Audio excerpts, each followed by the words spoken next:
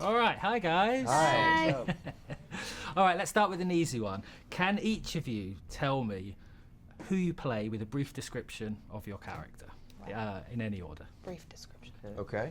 I'll start. I play Simon Spier, who is a young man in high school who is in the closet, and he meets another teen online, and they start a romance.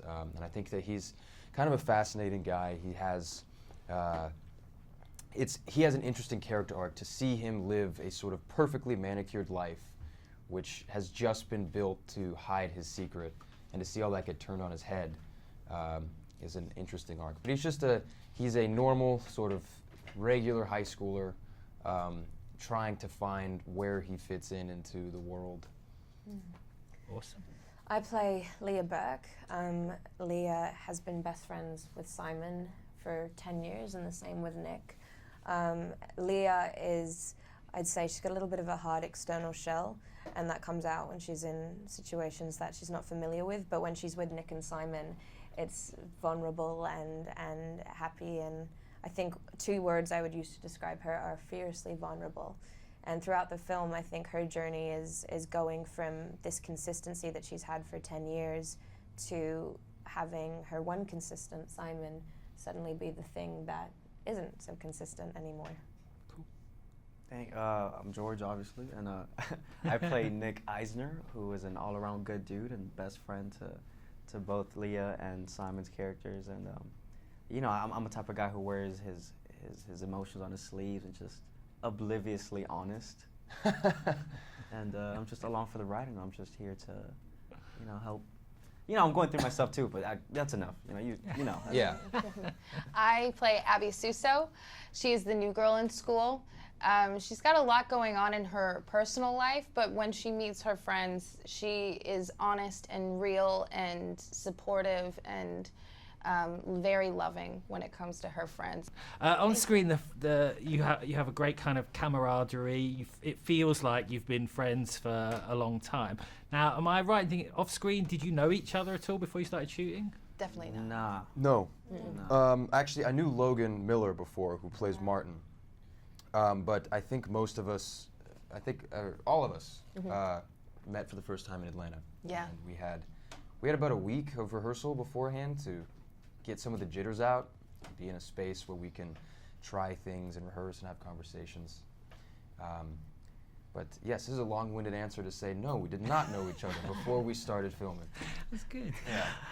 A lot of people have said, I'm going to try and get quicker. A lot of people have said this is a bit like a John Hughes movie, and I was curious if the 4 of you have a favourite John Hughes movie. Definitely 16 Candles. I'm going to say Bueller.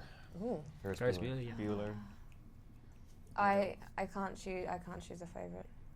And you went with Bueller. Ferris. Two for Ferris. All right, good. Ferris, or Save Ferris, sorry. What, during the shoot, what was the most fun thing to shoot for you guys? The most fun thing to shoot, for me personally, was, I believe, the carnival sequence, simply because it was so big and expansive, and they actually built an entire carnival that you could go around to the rides when you weren't working. Yeah, we rode the rides when we yeah. weren't working. Yeah. That was really fun. Yeah, these guys went on the Gravitron, and That was crazy. I was like, no, but I got to see them go up and go down and do that with our producer Wyck and Greg. Yeah. We did that. I think any scene where we were together though was super fun, because the film, I feel, is so rooted in the relationships that Simon has, and the dynamic that we got to have was very fun. Yeah. Cool, awesome. Last one. Mm-hmm. Just last question. It works for Fox. Yeah. Do you feel, look, Love, Simon is it's unique, it's groundbreaking, and it's a mainstream, studio movie that has a gay protagonist. Do you feel there's more demand right now for these kind of stories, for more stories that reflect the diversity and the differences in the audiences that are coming to movies? I hope so. Yeah, I think there's always been a need for representation. I think that it's crucial to have stories that represent you and who you are. But I think what we're hearing right now, especially with social media and the ability to connect with people, is the voice. The voice is much louder, and people are a lot more vocal, particularly young people.